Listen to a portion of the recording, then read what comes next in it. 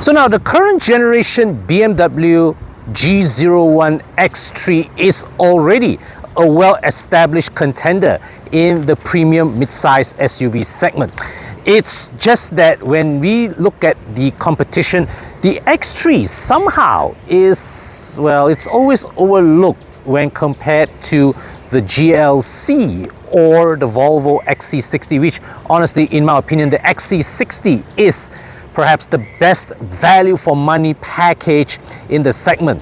But this is doing injustice to the X3 because this G01 generation X3 is by far of the entire X3 lineage, perhaps the best balanced, best well-rounded iteration of the X3. But I sort of understand the reason why, because when the pre-facelift G01 X3 arrived, BMW Malaysia made a decision to spec it with only one variant in luxury line trim. Now at that time I found that decision rather refreshing because of so many M Sport this, M Sport that. It was nice to have a choice whereby instead of going all out on sportiness, they decided to take the elegance focused route. It's just that the market didn't respond very well to that at first, and of course BMW later gave us M Sport variants of the X3. They also introduced the rear-wheel drive S-Drive 20i to counter the entry-level variant of the GLC, which is the GLC 200 that is also rear-wheel drive. Now, for the facelift, BMW has sharpened the X3's look a bit, and more importantly has given more powertrain choices. The 2-litre B48 engines that power the 20i and 30i variant were carried over from the pre-facelift model unchanged and mated to the ZF 8-speed automatic transmission. There was also a plug-in hybrid model that I reviewed last year, and today we have here, this is the iX3. That is the all-electric version of the X3. Now from the outside, styling wise, looks almost the same as the regular X3, but with some minor details here and there. Inside it looks and feels just like the X3, but it's being driven purely by electric power. So now from the outside, this is the familiar face of the X3, but you know this is the iX3 instead, with all these blue accents here on the kidney grille, around the BMW badge, the headlights, and also the side of the bumper here. Even the iX3 model here now comes with full M Sport trim, and of course, this being the electric model, this actually isn't a kidney grille, it's a representation, a reinterpretation of the kidney grille, but it's just basically a piece of plastic. But there is still a vent here that lets air in when you are on the move. For, well, electric motors still also need cooling anyways. Then also there's a front camera here. The surround is also nicely finished in satin chrome that gives it a nice touch of class, and also the blue accents here is given a very classy matte looking finish. And we come to the side, we see the wheels, which are 20-inch items, and well, it's M Sport wheels. The center hub is rather small, and the M logo, it's printed on the wheel, this two-tone design. Clearly this is a very electric centric design, so there's a lot of covered spaces here. There's a side air vent here that is finished in gloss black. The side mirror here also has this camera, so you've got 360-degree camera here. Keyless entry on all 4 doors, and this has walk away auto door lock. As I move towards and away from the car, the doors will lock and unlock itself. So now from the rear, differentiation between the iX3 and regular variants of the X3 are less pronounced. So here at the right side is the electric charging port, which supports AC and DC charging. Now the tail lights are practically the same LED items as you find in the regular petrol models, but here at the lower edge of the bumper, in place of exhaust tips, what you get here are these blue highlights, which very aggressive diffuser elements befitting its M Sport trim. Now, of course, you also get the convenience of a powered tailgate, and the beauty here is that luggage space is still pretty decent. under the floor here, a hidden compartment which you can use to store all the charging cables. This slot here is useful for you to stow away the removable tonneau cover, and right at the edge there is another empty storage box for you to hide items. First aid kit here. Also, the tonneau cover is retractable, okay, and it is removable, so you have to press this button to dislodge the tonneau cover, and off it comes. And you can neatly store it inside here just like this. Okay, so there's also this hook here and also a 12-volt socket for you to power various items. And of course, the seats themselves have 40-20-40 split folding. There are no remote release latches here, but this is just about near enough where you can reach your hand up and push the seats forward. So you get a sloping but still seamless floor which you can use to carry bulky items. Now here there is this another hook here which you can, well, hook up a net. Press this button to close the tailgate. So come to the back seat. Now let's push this up. Okay. Now I'm 170 centimeters tall, so above me is a panoramic glass roof, and I've got over a fist of headroom above me. Lean angle here is fantastic. Let me just see if the seats allow for lean adjustment. No, it doesn't. It's just one lean angle, but it's a nice, comfortable lean angle. The seat cushion is also of a good length, so an angle which gives me fantastic thigh support. Now, the armrests here fold down this way, and you've got this rather solid feeling cup holders, extendable cup holders, and also this compartment here which you can dump your phone, I presume. And you can also fold this part down, okay, to carry a long item to the boot. Now, ISOFIX mounts are here. This is a spring-loaded cover, okay, so you don't have to worry about it go missing. Rear aircon blowers together with rear single-zone climate control. Now, this is a bit scuffier. 2 USB-C ports and just a tray, nice enough for you to slip your phone inside. Now, the leg room here available is fantastic. I've plenty to cross my legs. Now, the door card is of a unison black, but with this nice silver highlights here, and nice to see that BMW has kept this X logo here as a little design Easter egg, and they've got this blue contrast stitching here to denote that it's a M Sport or it's an electric variant. Okay, I do need to correct myself. It does have lean adjustment, so I have to pull this lever down here. All right, and adjust. So now here at the front, okay, this is what Bobby and I have said before.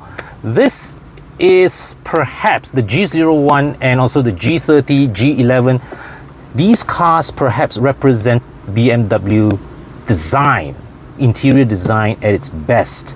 Now here in the X3 facelift, as I pointed out when I reviewed the plug-in hybrid model, this part here is new, but the rest of the dashboard design is taken from the existing models. So there is a slight, you can see, incongruence when you look at this part of the dashboard versus the rest of the design, because these elements here come from the later G23 series, the 8 series and the like. So this part of design does not really gel with the rest of the dashboard. Now here, down here, this tray, you can see this is not spring loaded, surprisingly, so it's just a sliding.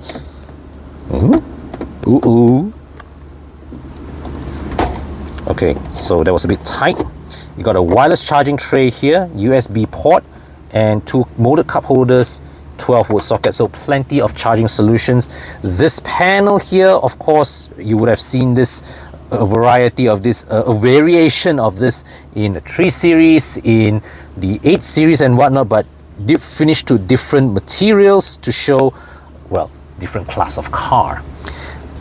Down here, well, this bay here is rather well sized with a single USB-C port, right? And the instrument cluster, surprisingly, this is the older school instrument cluster that because if you consider now, like you saw in the G23 series, it has that, you know, hexagonal shape instrument cluster design that I'm totally not a fan of. I'm already not a fan of this one compared to the previous gen digital display, but this is still better than the latest one that BMW has. Now here in the iDrive screen, this is the latest iteration of BMW's iDrive. I think they call it iDrive 7 or iDrive 8.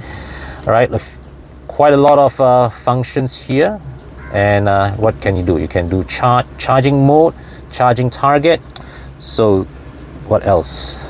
You can see apps, installed apps. So you have Apple CarPlay, Android Auto as shown in the screen, and also you have, wow, M-Lap timer, loading app. Okay, all right, start recording. Okay, stop recording. Back. M-Lap timer for an iX3. Nice. All right. Okay, so you can actually browse through the screens here. Very nice, very crisp screens, but I think I mildly prefer the previous generation iDrive. You do have gesture control with this one, yeah, right? So you have gesture control here, but yeah, overall build quality here inside is fantastic. I think BMW, since the G series generation cars, they really have upped their cabin quality. And if you have seen my video on the latest iX1, I think the build quality of the next generation upcoming BMWs are even better. It's just that I think they still are finding their way with regards to their design. Inspiring, impressive. No, I'm not reviewing the iX3 yet, but those two are the names, the official names. BMW is marketing the two variants of the iX3. So inspiring is the lower of two trim levels. The version that I'm testing here is the impressive version.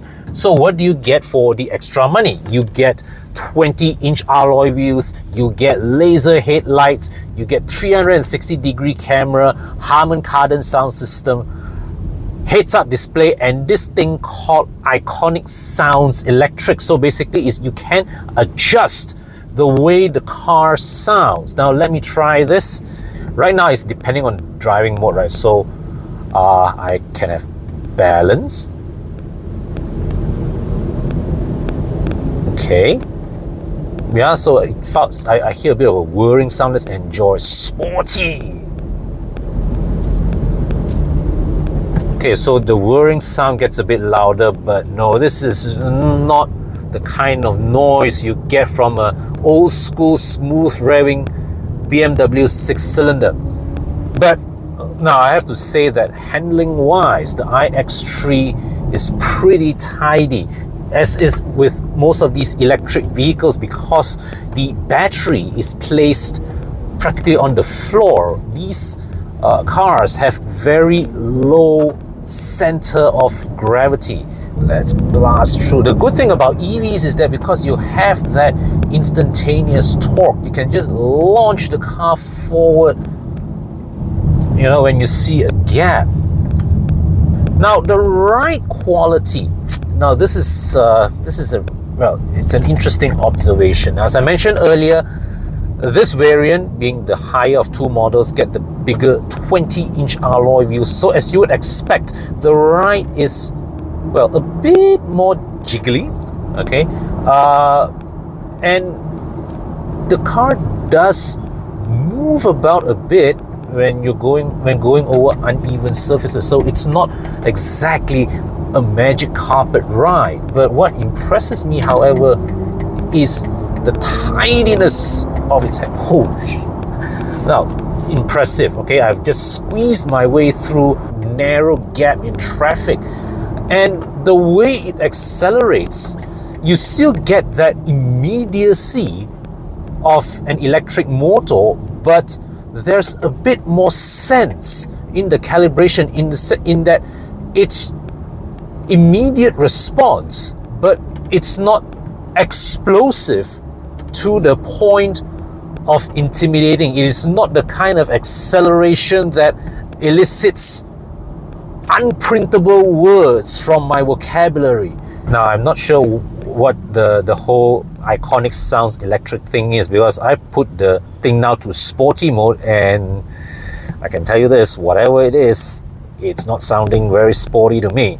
It's 5 p.m. here in downtown KL, so traffic, of course, is well, not pleasant, and that means it's a perfect time to bring on the adaptive cruise control. It's now set at 30 kilometers per hour. I'm going to just push it up to, I don't know. Right now I'm moving at 32. I'm going to push it all the way up to 80. The good thing I have to say with these new generation adaptive cruise control systems is that I previously had been very skeptical about these, but I have to admit, in traffic jam situations like this, when I don't care what car you drive lah, it's shitty anyways, you might as well, in these kind of situations, you might as well want to delegate the driving to the machine, right? You can take your legs off the pedals, and you just have to make sure that your hands touch the steering wheel. The car practically steers itself, right? So you see right now I am just touching the steering wheel like this, and the car is turning this bend on its own without needing me to do anything. Now, there's a motorcycle going to overtake me on the back, and the car didn't kill the motorcycle. Good. So now the car in front is coming to a stop. Okay, that was a bit close. I had to step in with the brakes there for a moment, but the good thing is, all you have to do is, once the car in front moves off, you just press resume and off we go. Okay, so now I'm going to try something. I'm going to do a lane change. Okay, the car recognizes I'm doing a lane change as I can see in my graphic. I'm going to do another lane change. So the important thing is, well, you have to signal to tell not only cars around you that you're changing lanes, you have to tell your own car your intention is to change lanes. And as I keep my signals on, the car registers that I'm trying to change lanes again, and it is vibrating the steering wheel to warn me that there's another car coming from behind. So I'm going to turn the signal off, and yeah, I have to say it makes the whole driving experience a lot more relaxing. Now, I have to say one thing, the iX3 still handles like a BMW. The acceleration here is a lot more sensibly calibrated than many earlier generation EVs, because the acceleration really is immediate, but it's not explosive, right? It's urgent, but it's not explosive. It's not the kind of surge that would catch people out off guard. The good thing about the iX3 is that it feels almost as comfortable and as agile as a regular X3. The regular X3 has always been a car that, well, it's not very exciting to drive, but it is pleasant to drive. It's a very good all-rounder, and now here in the iX3 with electric propulsion, those qualities are still there. It's actually pretty sure-footed around the bends. Right? You can go around the bend and step on the accelerator with pretty assuring confidence. Now, on to the question of range. Now, BMW official specs say that the iX3 is capable of is rated at about 400 plus kilometers in the WLTP. I collected this car with a full charge, and the trip computer refuses to promise me anything more than 300 kilometers. And since driving this car from Cyberjaya to Sungai Besi, and now I'm driving past Bangsa on my way home to PJ, I'm seeing the range down to 225 kilometers. Now, is that good enough for your day-to-day use? Well, it depends. If you are a long-distance commuter, all right, let's say like if your daily commute, like one of my customers, he travels 100 kilometers per day for his work, it's still good enough. Still good enough, all right? But it's just that you have to remember to really charge the car every night. So the thing is this, for electric vehicles, right, as long as you have a real world, I'm not talking about rated range, I'm talking about real world, 200 kilometers per full charge, it's pretty good enough for day-to-day driving, right?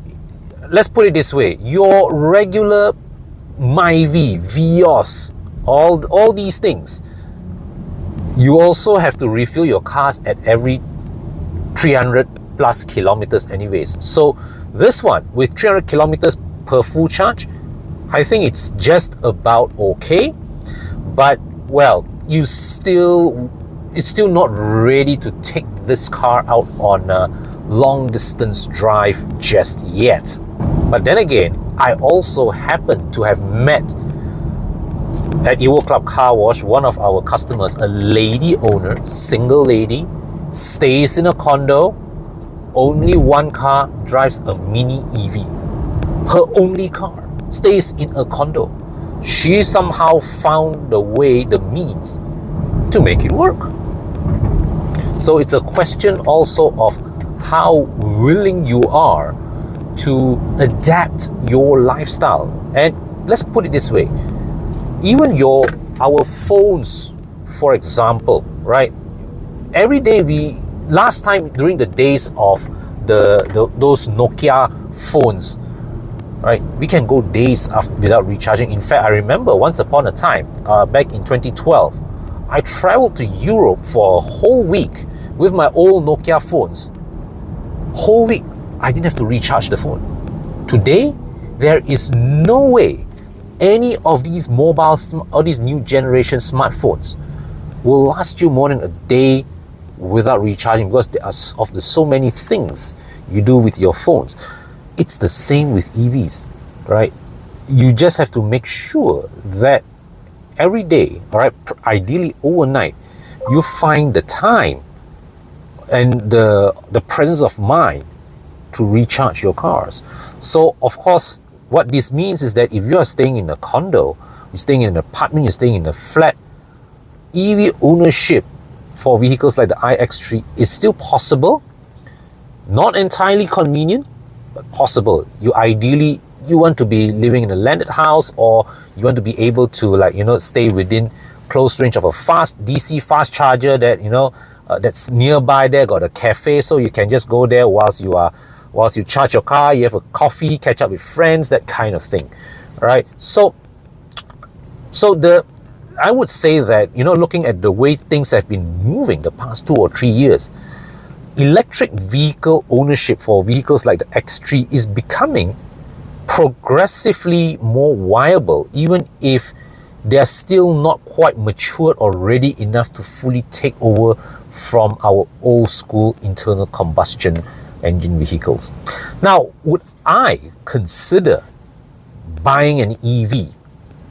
Yes, absolutely. And if I were to look for an EV, based on what I experience now in the iX3, this is one EV that I think I will seriously consider, because the way it drives, I feel it's pleasant enough. And the thing is, I've come to appreciate EVs, as excellent day-to-day commuters, because such is the effortlessness of the entire commute. How quiet it is, how comfortable it is, how little effort you need to put in to drive this car to cover the distance. It makes my day-to-day commuting more pleasant, and I can still have my regular combustion vehicles, my E39, my S-Max, to go outstation, to go Saturday morning drives. Now, But here's the thing, I think I am ready to live with, to have an EV for daily use.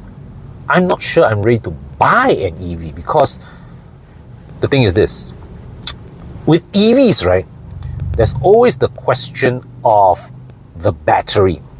Okay, and you see, unlike with your internal combustion engine cars, yes, your ICE cars, the engine is a mechanically complex thing. You have things like your one-nos lah, your turbo lah, your timing chain lah, macam. All these are wear and tear items that will fail, all right, that you need to be replaced. EVs, you don't have all this. The EV is so much mechanically simpler. They are actually a lot easier to maintain. The problem is, EVs, the battery is a depleting resource. It's like a fuel tank that shrinks by the years. So that inevitably impacts the long-term resale value of these cars. And if I were to look into an EV, right, it's either I would only go for it if I can afford to buy it cash, or buy it with short-term 3-year, 5-year financing, or I would just lease it, because the way I see it, because of the battery issue, EVs will always depreciate faster than a regular internal combustion engine car. Because you see, for all the complexity of the internal combustion engine, an internal combustion engine can easily be repaired. You can't repair the batteries of these. Okay, so the conclusion I have for the iX3 is that I like this. I pretty much enjoy the experience driving this EV. All right, it feels just as competent as the already excellent petrol engine X3. Now with an electric motor, it makes the day-to-day commute a very pleasant prospect. Okay, but the issues that go against this car is not so much issues of the car itself, but rather the general issues that still surround the viability of EV ownership, whether it's in Malaysia or in the world in general. Okay, so that's my thoughts of the BMW iX3. If you enjoyed today's video, give it a thumbs up or share with me your thoughts in the comment section below. Do subscribe to my channel if you have not done so, and do check out the channels of all my other Horizon team members as well. Remember that every Monday night, Bobby, Tana, Thomas and myself are live on Facebook and on YouTube to take your car buying questions.